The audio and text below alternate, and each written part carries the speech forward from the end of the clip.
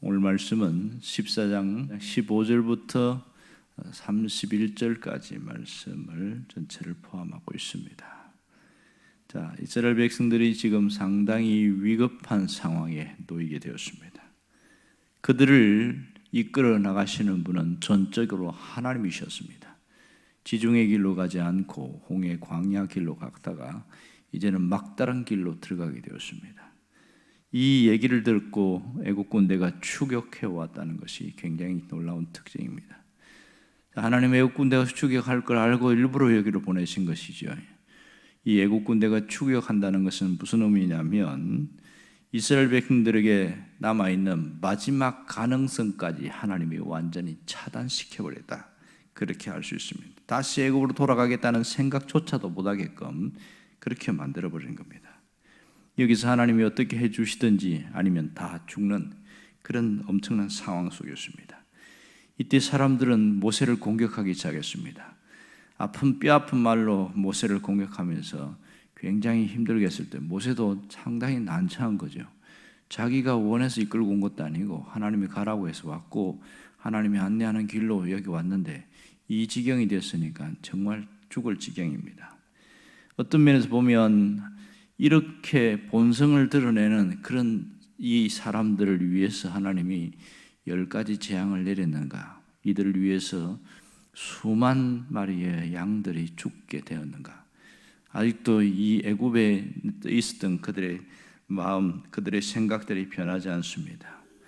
이때 모세는 하나님께 엎드렸어요. 엎드렸을 때에 무슨 기도를 했을까?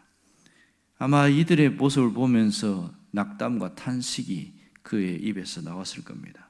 하나님, 왜 이런 상황이 벌어지고 있는 겁니까? 백성들은 지금 원망하고 왜 죽이려고 여기를 데려왔냐고 이렇게 하는데 나는 할 수 있는 게 아무것도 없습니다. 하나님, 도대체 내가 뭘 해야 됩니까? 그냥 차라리 그냥 이대로 다 끝나고 그냥 여기서 끝나버렸으면 좋겠습니다. 아마 그런 기도가 있지 않았을까 생각합니다. 15절에 보면 하나님이 이 엎드려 있는 모세를 책망합니다. 왜 부르짖고 있느냐? 이것은 그냥 여기서 절망 가운데 있는 그 마음이 무너진 것을 보고서 정신을 차리라는 겁니다. 그래서 15절 하반절에 보면 뭐라고 그러냐면 이스라엘 자손들을 명령하여 앞으로 나가게 해라, 이렇게 말합니다. 어디로 가라는 것인가요? 지금 앞에 홍해가 넘실거리는 그곳으로 가라는 겁니다. 이 홍해를 갈라놓고 가라는 것은 충분히 이해되지요. 그러나 아무런 일도 일어나지 않은 상태에서 앞으로 전진 이렇게 말한다는 것은 이건 보통 일이 아닌 거예요. 그 말한다고 사람들이 움직이겠어요? 지금 원망이 가득 찬 이 사람들이 누가 그렇게 움직이겠냐고요. 홍해로 가라고 하는 것은 사람들에게 어떻게 들리겠습니까? 우리 보고 이제 여기서 빠져 죽으라는 소리 들릴 수 있는 것이지요. 아, 죽으라는 거구나. 정말 기가 막힌 상황입니다. 200만 명이나 되는 이 사람들이 앞으로 전진했을 때 도대체 누가 갔을까? 이런 의문점을 갖게 되어져요. 누가 갔을까? 아마도 원망과 탄식과 부정적인 사람들은 결코 움직이지 않았을 겁니다. 여기서 아마 먼저 출발한 사람은 적어도 이 믿음이 있는 사람이었을 것이고 순종하는 사람이었을 겁니다. 아마도 이 앞으로 갈 때에는 목숨을 건 순종이 있지 않으면 불가능합니다. 그들 중에 여호수아가 포함되었을 것이고 갈렙도 있었을 것이다. 충분히 짐작할 수 있습니다. 이렇게 앞으로 가니까 사람들이 머뭇머뭇하던 사람들도 함께 따라갔을 가능성이 많습니다. 그 다음 하나님이 모세에게 뭘 얘기하냐면 너는 이 바다를 향하여 손을 들어라. 그래서 그가 지팡이를 갖고 있는 손을 바다를 향해서 들고 있습니다.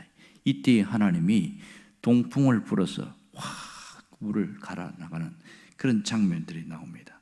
그리고 21절에 보면 또 뭐라고 하냐면 바다에 손을 밀어서 가게 했을 때 실제로 하나님이 일하신 게 보이고, 그리고 26절에 보면 또 손을 들었을 때는 이제는 갈라진 것이 다시 하나로 합쳐지는 이런 일이 생기고 있습니다. 자, 하나님은 모세가 손을 들어야 일을 하시는 것인가? 하나님은 그 능력을 스스로 베풀 수 있는데 왜 이렇게 하셨을까? 이런 의문점을 갖습니다. 모세가 손을 들 때에 하나님이 움직이셨어요. 동풍을 부으셨고, 그래서 그 다음에 바다가 갈라지게 하시고, 그리고 계속 마른 땅이 되게 하셨고, 그들이 지나가게 했습니다. 그 추격하는 애국 군대에게는 손을 다시 내밀었을 때에 다시 물이 합쳐서 수장됐습니다. 이럴 때에 옆에 지켜본 이스라엘 백성들은 무슨 생각을 할까요? 모세의 손에 능력이 있구나, 모세의 손에 신비한 능력이 나타나는구나, 그 생각을 했겠죠. 처음에는 그저 신기하게 바라보았다가 이렇게 계속 손을 내미니까 엄청난 일들이 일어나는 거 보고, 하나님이 모세와 함께 한다는 것도 생각하지만 사람들은 모세의 손만 바라보니까 저 손을 펼치기만 하면 기적이 일어나는구나, 그렇게 생각하면서 모세를 신과 같이 대우하려고 하는 사람도 있을 겁니다. 아마도 모세를 추종하는 사람들 중에는 그런 사람이 있을 수 있겠지요. 그러나 반대로 모세를 시기하는 사람들 중에서는 어떻게 하든지 모세를 깎아내리려고 할 것이고, 모세가 실수하기를 기다리고 있다가 공격의 빌미로 삼을 가능성이 많습니다. 광야 생활에서 그런 일들이 굉장히 많이 일어나는 것을 보게 되었습니다. 그러면 왜 하나님은 모세가 손을 내밀 때에 이런 일을 했을까? 거기에는 분명한 목적이 있습니다. 31절에 보면 그 이유를 이야기를 하고 있습니다. 이스라엘이 여호와께서 애굽 사람들에게 행하신 그 큰 능력을 보았으므로 백성이 여호와를 경외하며 여호와와 그의 종 모세를 믿었더라. 여기엔 두 가지가 나오는데, 하나는 백성들이 여호와를 경외하게 하는 것이다. 뭘 통해서요? 하나님의 그 큰 능력을 보고서 드디어 하나님을 진심으로 경외하려 하는 겁니다. 여기에 능력이라는 단어를 밑에 보면 나누의 지루를 달아놨는데 뭐라고 하냐면 권능이다, 이렇게 말했습니다. 이적을 베푸는 하나님의 권능이 여기에 나타나고 있습니다. 자, 하나님의 손, 특히 손으로 표현됐는데 이건 권능을 말합니다. 그리고 두 번째는 모세의 영적 지도력, 모세의 영적 권위와 지도력을 하나님이 세우고 그들이 따르게 하려는 목적을 갖고 있습니다. 여기 보면 여호와와 그의 종 모세를 믿었더라. 무슨 말입니까? 드디어 모세의 영적 권위를 인정하기 시작했고 하나님을 믿고 모세를 믿고 따라가도록 했다, 그 얘기가 되겠지요. 하나님을 신뢰하고 모세의 영적 권위를 따라서 가도록 했다는 사실입니다. 홍해를 건너는 이 모든 장면은 그들이 믿음으로 건너갔다는 걸 알 수 있습니다. 폭이 한 32km 정도 되는 그것을 그들이 온전히 믿음으로 건너가게 되는데, 그 과정 속에서 뭘 봤습니까? 자신들은 살고 애국 군대는 완전히 멸망하는, 똑같은 장소에서 구원과 멸망, 하나님의 구원과 심판이 나타나는 것을 보게 되었습니다. 모세를 통하여 일하시는 하나님을 그들이 두 눈으로 똑똑히 보게 된 것이지요. 결국 기적을 체험한 이후에 그들은 작은 믿음을 갖게 되었습니다. 여러분, 이 홍해를 갈라놓고 가는 것이 믿음입니까? 아니면 갈 때에 갈라지는 것이 믿음입니까? 두 번째가 맞겠지요. 어떤 분이 곰곰이 생각하면서 하나님은 어떻게 하셨을까? 우리는 영화를 보면서 모세가 손을 드니까 쫙 물이 갈라졌어요. 그런 다음에 이제 지나가 건너가는 것을 했기 때문에, 과연 그러면 이 이스라엘 백성들에게도 믿음이 필요할까? 제가 볼 때 믿음 필요 없습니다. 그냥 가면 되는 것이지요. 무슨 믿음이 뭐가 필요하겠어요? 그러나 우리가 성경을 통해서 보든지 우리 삶 가운데 보면 믿음은 언제 필요하냐? 이 답답한 현실 속에서 하나님이 하실 것을 믿을 때에 거기 믿음이 필요한 거거든요. 어떤 분은 어떻게 쓰냐면 하루 종일 곰곰이 생각을 해봤대요. 기도하면서 하나님 어떻게 갈라졌을까요? 그러면서 자기 생각에는 이렇게 이야기하는 거예요. 처음부터 끝까지 다 갈라놓은 게 아니고 조금 갈라놓고 그들이 가게 하고 또 무조건 가면 또 갈라지고 이렇게 했을 가능성도 있지 않겠는가? 물론 성경에는 없지만 그럴 수도 있겠다, 이렇게 이야기합니다. 그러면서 그분이 강조한 게 뭐냐면 이 홍해를 건너가는 것 자체가 대단한 믿음이었다는 것, 그것을 강조하고 있었습니다. 충분히 그럴 수 있겠다 생각합니다. 자, 여기에서 홍해를 가르기만 한 것이 아니라 애국 군대와 하나님이 직접 싸우신 장면이 잘 나타나고 있습니다. 오늘 여기서 우리에게 주시는 메시지는 대략 한 세 가지가 됩니다. 하나는 하나님을 믿으라는 것이고요. 또 하나는 하나님이 움직이라고 하면 움직이고 끝까지 믿음으로 가라는 겁니다. 여기서 우리의 인생길은 하나님이 인도하신다는 것을 믿어야 한다는 겁니다. 분명한 것은 이때 홍해에 있었던 이스라엘 백성들이나 지금이나 동일하신 하나님을 우리가 믿고 있습니다. 하나님이 우리를 인도하신다는 것을 분명히 믿으라는 거예요. 또 하나는 네가 믿었으면 움직이라는 거죠. 믿고서 가만히 있는 것은 그건 믿음이 아니라는 거예요. 믿었으면 움직이라는 거예요. 그리고 하나님에 대한 신뢰, 하나님에 대한 말씀에 대하여 신뢰한다면 순종의 사람이 되어보라는 겁니다. 이 모세처럼 말도 안 되는 것을 하나님이 시키는데도 불구하고 순종하는 순종의 사람이 되라는 겁니다. 홍해가 갈라지지 않는데도 뛰어들어서 앞으로 전진했던 이 믿음의 사람들의 모습, 목숨을 걸었던 순종의 사람들처럼 너희도 그렇게 해보라. 이것이 메시지라는 것을 알아야 합니다. 우리는 하나님을 얼마나 신뢰하고 얼마나 믿고 있습니까? 말은 하나님을 신뢰한다고 하지만 당장 어려움이 오면 신앙이 휘청거릴 때가 한두 번이 아니에요. 왜냐하면 자기 생각이 너무 강한 거예요. 믿어도 자기 생각대로 믿기 때문에 문제가 있습니다. 문제는 내가 신앙적으로 행동했을 때도 어려움을 당할 때 굉장히 공경에 처합니다. 왜냐하면 옆에 있는 사람들이 조롱하거든요. 하나님 믿어도 별 수 없네. 네가 하나님 믿는다고 하는데 왜 이런 어려움을 당하느냐. 이럴 때는 막 지구멍에 들어가고 싶은 거예요. 자기도 왜 이런 일이 당하는지 모르는 거예요. 모세 보세요. 하나님이 이끄는 대로 갔는데 엄청난 어려움을 당하잖아요. 그렇지, 그런 어려움과 함께 또 백성들도 공격하지 갈 곳이 없는 거예요. 그러니까 차라리 여기서 그냥 끝나고 싶다 이런 생각들이 들겠지요. 자, 하나님께서 이렇게 믿음으로 가는데도 어려움을 주시는 것은 때로는 우리에게 새로운 길을 열어 가시려고 하는 것이 많습니다. 이런 힘든 일이 있을 때에 가만히 넋을 놓고 있는 것은 하나님이 원하는 길이 아닙니다. 이때에 하나님이 저마다 사인을 주셔요. 가만히 있지 말고 움직여라는 겁니다. 앞으로 나아가라. 사인을 줄 때가 있어요. 그럴 때는 무조건 하나님이 감동 주는 대로, 하나님이 이끄시는 대로 가는 것이 대단히 중요합니다.